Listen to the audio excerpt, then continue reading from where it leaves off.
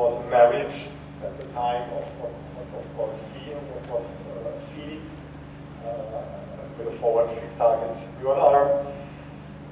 In Evian, it looked already more colorful, but still very sketchy. Now, remember that was the time there was neither PowerPoint, nor were there any spell checkers.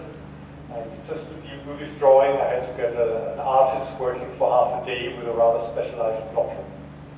And he did, of course, some slight mistakes, but one couldn't read with a transparent, it would have been another half day. Now, the Evian workshop is also well known for its optimistic view that even in '92 we thought, or at least Carlo Rubbia claimed, we could have the first beam 6 years later. When I came home from Evian, the wise people at CERN told me, don't believe Carlo, never believe Carlo, he's always too optimistic. It will be 99, maybe 2000. That's what the wise man said.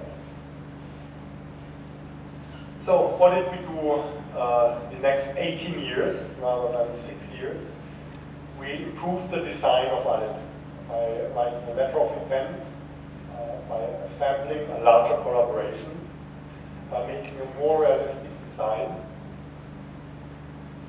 and doing a lot of R&D. In fact, R&D, and I think this is the only large-scale experiment which really had a very dedicated, very organized, very well-funded, very long-term R&D program.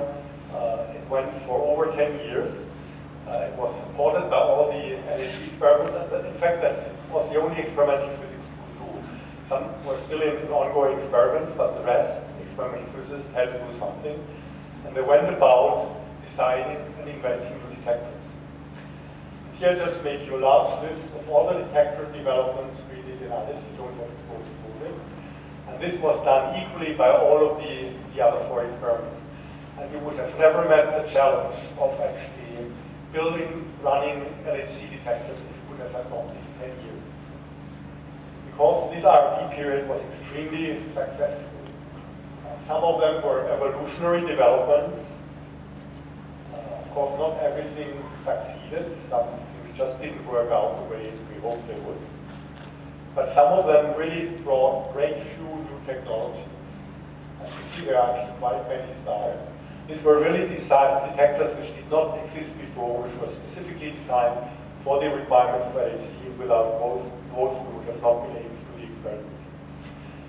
And they were so successful that actually quite a few of them were used at RIC, where they did not have this time to do the R&D in their detectors, taken over from the LHC R&D.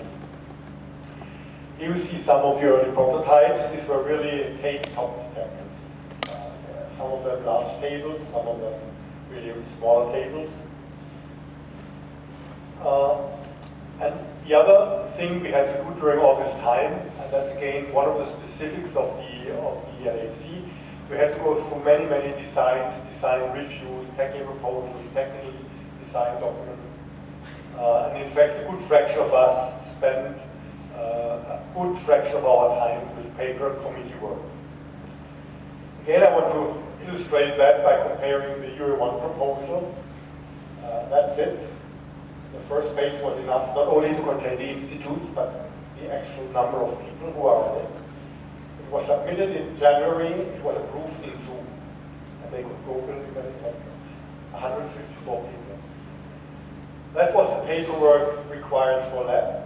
That was already somewhat higher. Several versions of letter of intent with technical proposals. And the typical size of the lab experiment is about 500 people. And that's the amount of documents we submitted up to the beginning of 2000. Roughly an order of magnitude more than that.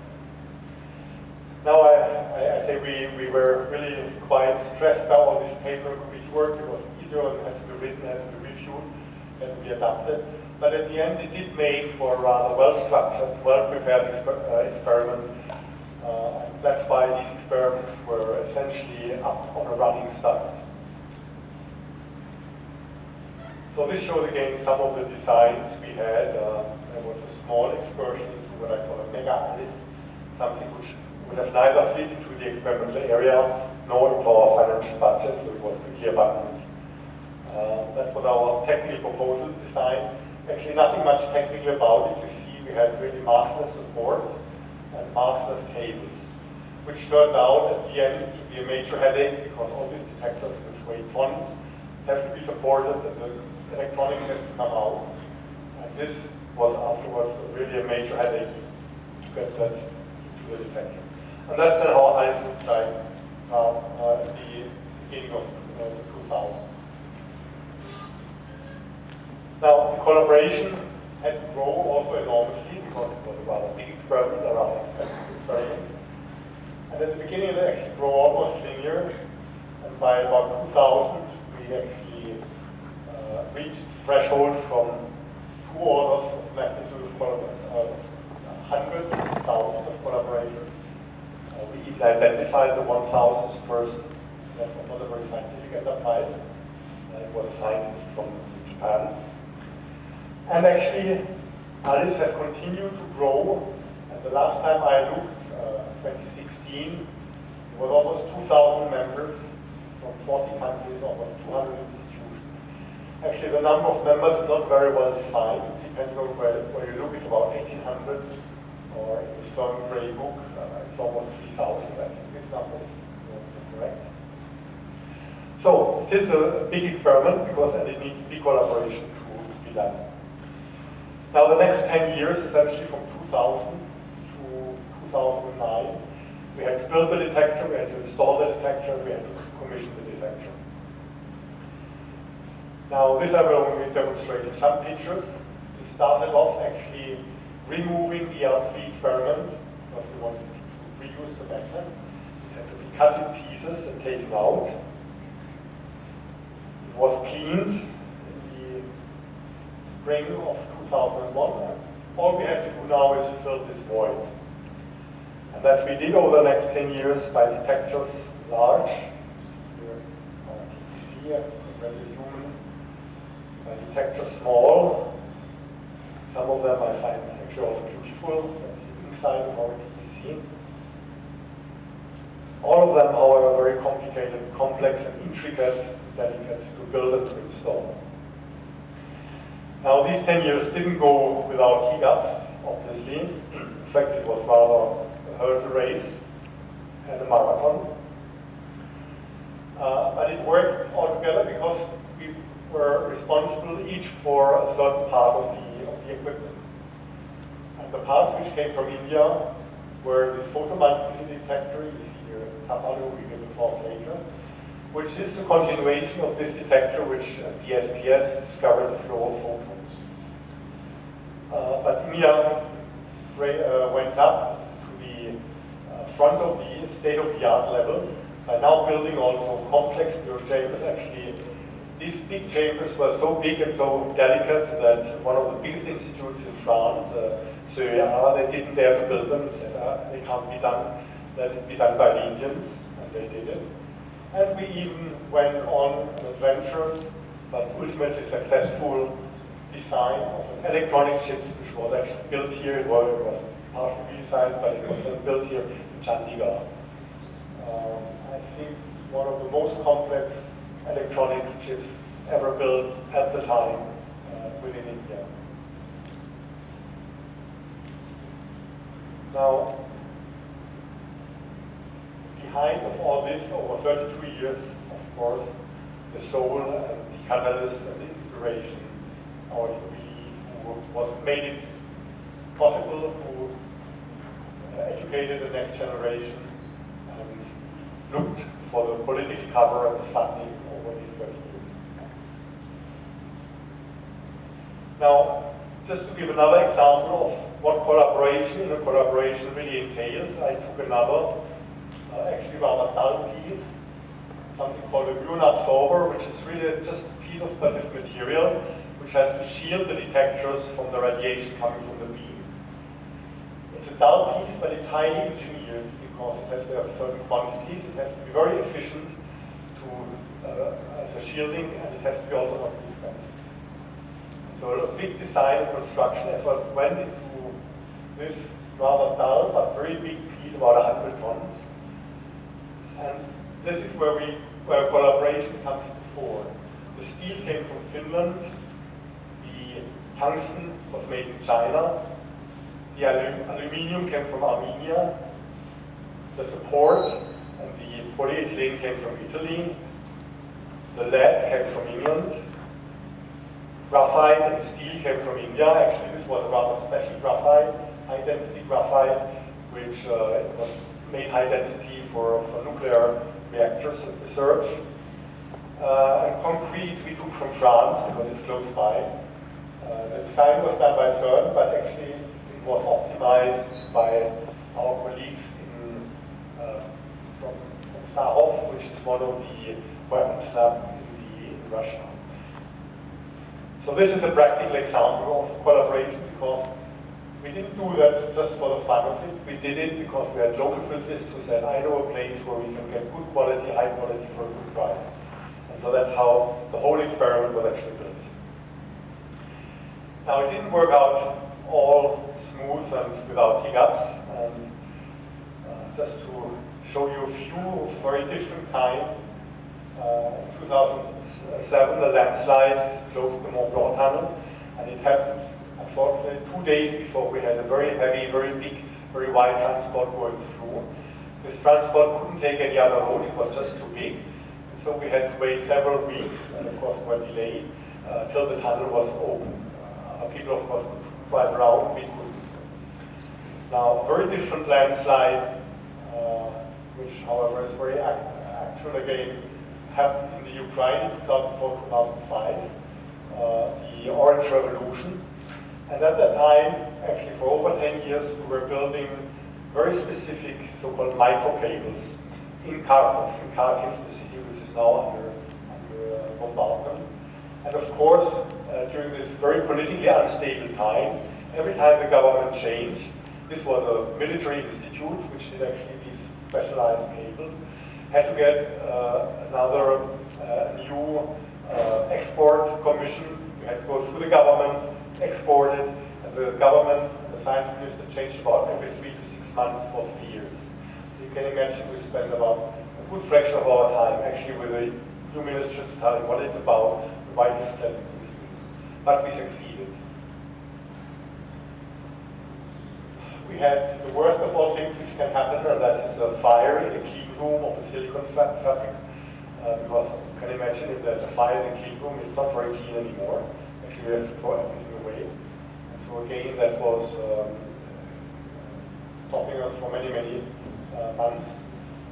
When the cooling failed in one of our pixels, it very quickly overheats because it dissipates a lot of heat and has practically no mass. So it's essentially melted. And many other things which we had to repair, find ways around. So it was crisis management for a good fraction of these 10 years. But then finally, in September 2008, the LHC was supposed to start. That was a big international event. We had live coverage from BBC. We had live coverage from CNN. And so everybody was excited. We actually had 2 days later, we did see the first interaction in our detector, so we could see actually that both the LHC worked to some extent and our detector works. But then unfortunately the Big Bang we were hoping for in our experiment happened in a completely different way. Some of you might remember that there was a shortcut, a short circuit, and that made one of the magnets essentially explode and was damaged. There had been a big fear that the LHC would destroy the Earth, but it was switched on by creating black holes. But the only thing actually the LHC succeeded in destroying was itself. So it took a year. We had to repair. Actually, it turned out it was not a short circuit, it was a resistance, two big resistors in a superconducting wire. It was one out of several 10,000 connections, and one and only one was bad. That's the one which made this melting. All the others were checked, all the others were good. That was bad luck. Finally, however, we had first collisions. A year later, you see here some of the people, Federico, who gave the talk yesterday. All sitting in the counting room, waiting for beam. These were, of course, anxious minutes. We wouldn't know whether everything would work, so you can see the tension. And then finally, the first interaction pops up. We actually see that 20 years of building experiment have given way to a new era, to the physics exploitation. Of course, there was relief, there was jubilation, there was some celebration, because we knew now the physics we have been working for 20 years has started for good. Actually, in the corner, at the very same day, a few hours after the beam, one of our students, he had prepared a little program that was not planned. And looking at the data, doing some very preliminary analysis, we actually could get the first online physics result within about an hour. Now, nobody thought much about it, but then I thought, hey, why not try to make that into a physics publication? And indeed, we managed to put these first events and the first physics result from the LHC on the cover of a peer-reviewed journal. So it took 20 years to build Alice. It took about 40 minutes to take the first data. It took about 1 hour to get the first preliminary results. It took about 2 days more to get the final results. And it took 3 days to agree on the author list. But then after a week, we had agreed on it, and then we could submit this paper to the journal. Of course, this was not an exciting result, but it did show that the LHC is now entering physics territory. Of course, in the intermediate time then, we have done many more physics, and Barbara and Federico showed them, so I'll not go over that again. And I just want to close saying that the success is both building the experiment, running the experiment, and getting the results is, of course, due to the many, many people who have worked on it for a long, long time. Thank you very much.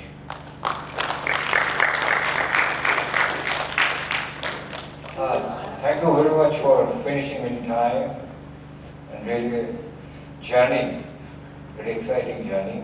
Now the session is open for a few questions. Okay, Dr. Sinha. Simple question. I presume Russia has been forced to withdraw from CERN. Now, okay, I'm not really the best person to answer that. What I do know is that the associate membership has been suspended. So they are currently not in a position to make use of the privileges coming with the associate membership. No new collaboration agreements will be signed.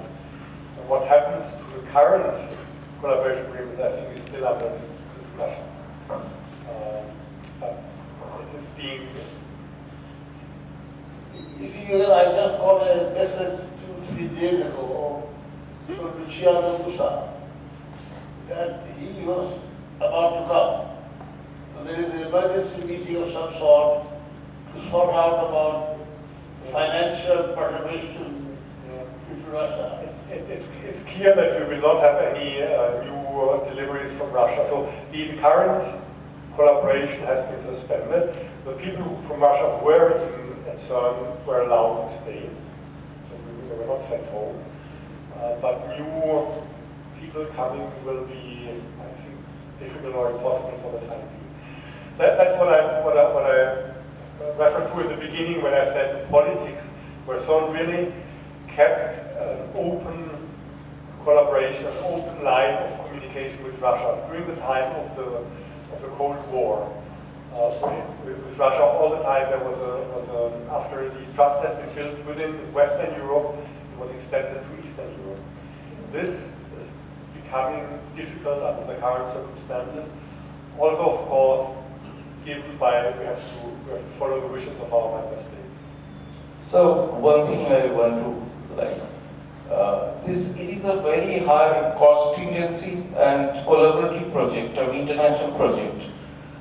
Is it possible to bring a smaller version of this type of project for the third world countries or for educational purposes? This type of experiment can be done.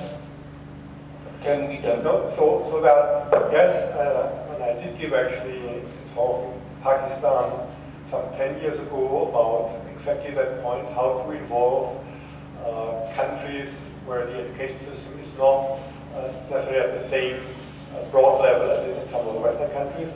And what I showed them as an example is how India did it over 20 years, from the early 90s, both at LEP and at the SPS, to build high-class competency and high-class detectors, from starting because borrowed equipment and simple detectors, which made very good physics, to the most sophisticated chips and chambers 20 years later. And that's what it takes, 20 years. If you want to go from, let's say, moderate means to the front line. It takes 20 years, it takes 3 generations of physics. Now that's if you want to have something on a smaller and faster scale, as you maybe also mentioned. There are projects like the synchronous radiation source in Jordan. I'm not sure whether India is a member state of that, but that is the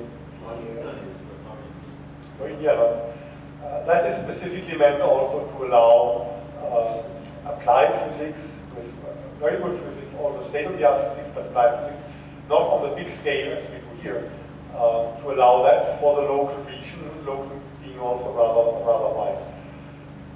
But you can still also nowadays come from a country and participate in one of the big experiments, but indeed you have to do that at a position which is appropriate to your capabilities. Young people, which are usually very well educated in terms of analysis, they can go in right way with full speed. It's the hardware which takes more time to get the know-how and needs. In terms of analysis, this goes much quicker.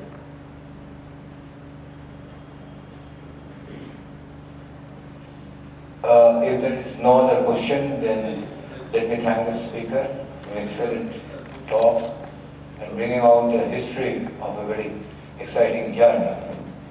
Now, I invite Dr. Dinesh Kumar Srivastava, who is presently Homi Baba Professor at NIAS, Bangalore.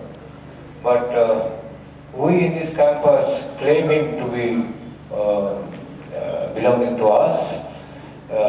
He was director of ACC, and he is a very, very well-known and eminent theoretical physicist who started his career contributing a lot in understanding of the breakup reaction, and then he joined hands with Dr. Sina when Dr. Sina initiated quadron plasma, and then they collaborated and wrote a good number of papers together. He is an active physicist still today, and Dr. Srivastava, please.